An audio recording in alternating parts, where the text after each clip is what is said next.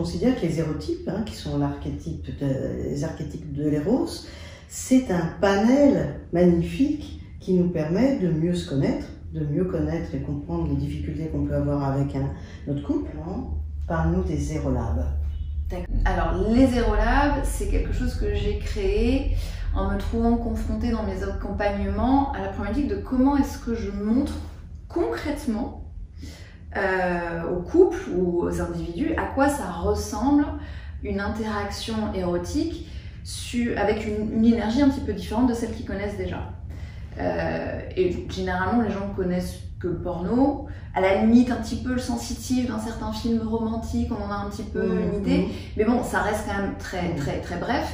Et moi, ce que je voulais montrer, c'est tous les... Alors j'en avais 9, maintenant j'en ai 12, ce que j'appelle les points d'expression érotique. Par exemple, le regard est un point d'expression érotique, le baiser, la respiration, le toucher global, le toucher génital.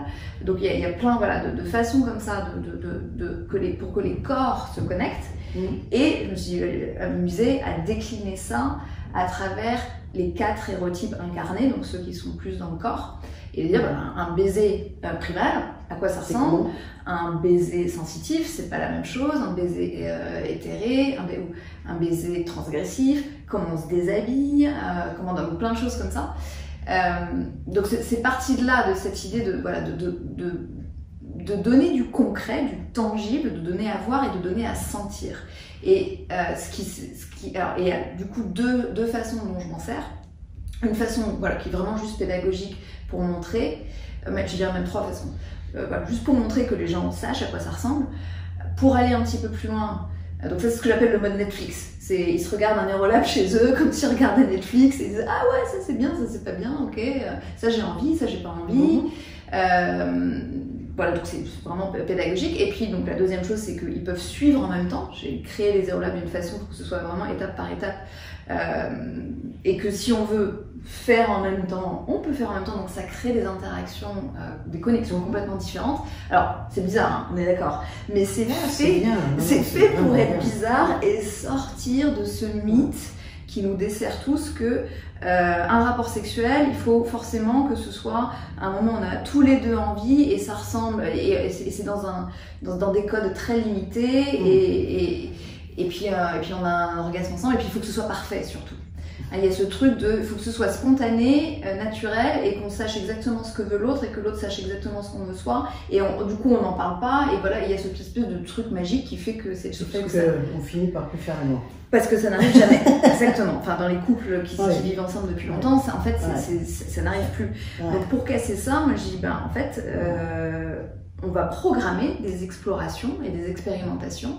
Donc bon, déjà, j'ai beaucoup de résistance dès que je sors le mot programmer. Ouais, mais non, on peut pas programmer.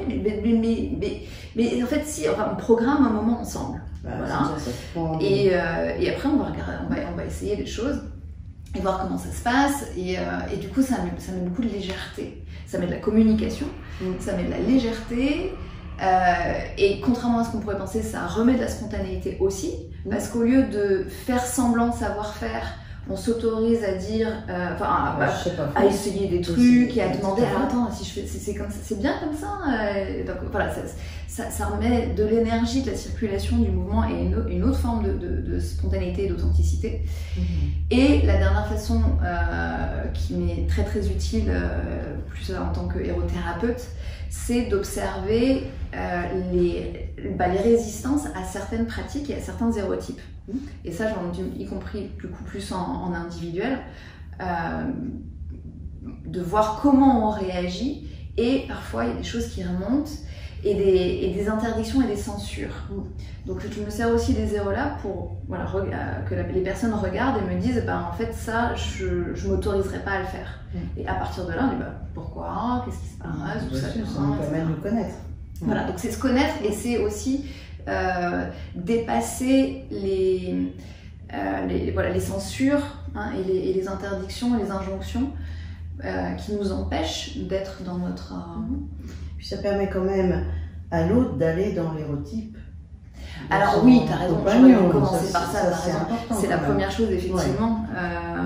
Et alors, particulièrement pour les couples où il y a une personne qui est primale et l'autre sensitive, c'est indispensable que la personne primale comprenne comment fonctionne l'autre. La personne sensitive doit être touchée, parce que généralement les personnes sensitives sont arrivées à un stade où leur corps s'est fermé, leur cœur s'est fermé, et si on les touche pas de la bonne façon, elles vont rester fermées. Et donc il faut, voilà, ça me permet de... Oui, parce que le mal, lui, il y va. Hein. Ouais, il va. Il va aller tout de suite les mains au sein, tout ça, voilà, sur le paquet. Ouais. Et puis... Parce qu'il s'excite très, très vite. Oui, lui, ça l'énergie va. pas pareil. Alors que l'autre, ça... Et à force, il n'y a plus personne. C'est ça. Il n'y a plus personne. Voilà. Donc c'est vraiment très utile, ces zérotypes et ces zérolabs. Ouais, et puis c'est super. Et puis c'est amusant.